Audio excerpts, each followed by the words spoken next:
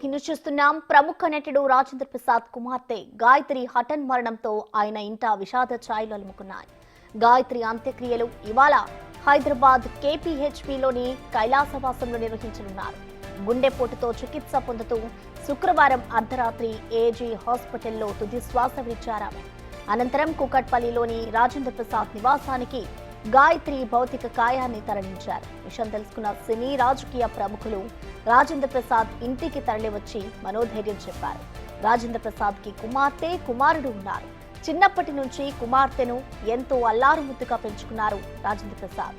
చిన్న వయసులోనే గాయత్రి మరణంతో రాజేంద్ర ప్రసాద్ పుట్టేడు శోకంలో మునిగిపోయారు.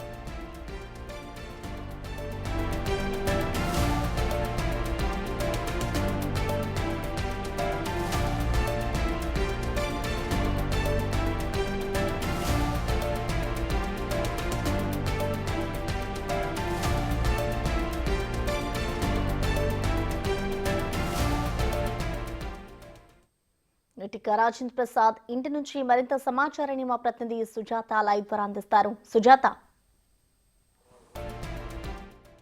అటు రాజేంద్ర ప్రసాద్ కూతురికి సంబంధించినటువంటి గాయత్రి గారు శుక్రవారం అర్ధరాత్రి సమయంలో అటు గుండెపోటుతో మరణించారు. ప్రస్తుతం అయితే మాత్రము బంధువులు, స్నేహితులు, అదేవిధంగా కుటుంబ సభ్యులంతా కూడా ఇక్కడ గాయత్రిని చూడడానికి వచ్చినటువంటి పరిస్థితి ఉంది. చూస్తున్నాం కదా, నిన్నటి నుంచి ఉదయం నుంచి అటు కుటుంబ సభ్యులు కన్నీరు మున్నీరు అవుతున్నారు. బంధుమిత్రులంతా కూడా ఇక్కడికి చేరుకొని అటు గాయత్రి పార్థివ దేహానికి నివాళులర్పిస్తున్నటువంటి పరిస్థితి ఉంది పూలతో.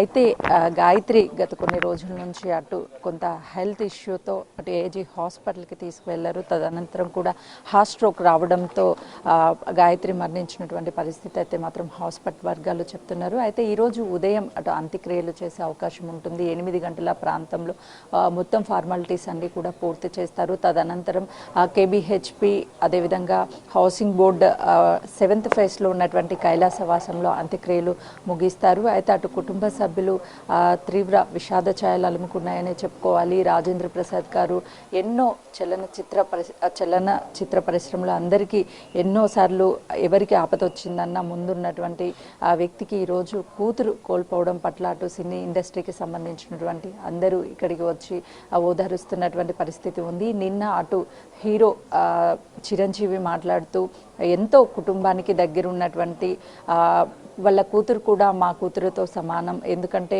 చిన్నప్పటి నుంచి మా కూతురులతోనే పెరిగారు, ఒకే వయసు ఉన్నటువంటి పిల్లలు కలిసి చదువుకున్నారు.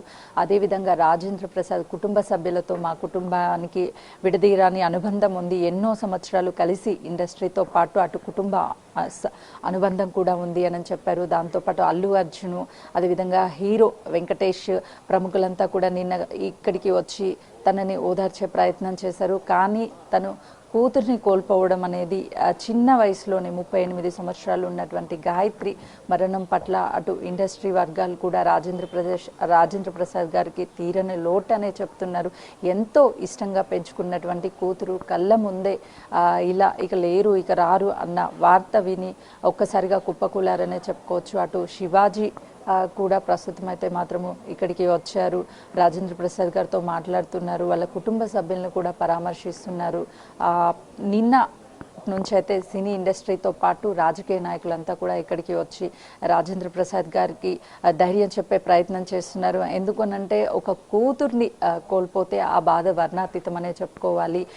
మరోవైపు రాజేంద్ర ప్రసాద్ గారు చిన్న వయసులోనే తల్లిని కోల్పోయారు. తల్లిని కోల్పోయిన తదనంతరం కూడా కూతురులోనే తల్లిని చూసుకుంటున్నాను, ప్రతి తండ్రి కూడా కూతుర్ని ఒక తల్లిలా భావించాలి, తల్లిని చూసుకోవాలి అని చెప్పినటువంటి మాటలు అందరినీ కూడా కలిచివేస్తున్నాయి. ఈరోజు ఒకవైపు తల్లి లేకపోవడం, మరోవైపు తల్లిలాగా చూసుకుంటున్నటువంటి కూతురు లేకపోవడం పట్ల అటు రాజేంద్ర ప్రసాద్ గారు కన్నీరు మున్నీరు అవుతున్నారు. ఆ కష్టం, ఆ బాధ అనేది ఎప్పటికీ మర్చిపోలేనిది అని చెప్పుకోవచ్చు. మరోవైపు ఇటు రాజేంద్ర ప్రసాద్ గారికి కూతురు లేరు, మరోవైపు గాయత్రి గారు లేకపోవడంతో గాయత్రి కూతురు కూడా అమ్మని కోల్పోయారు.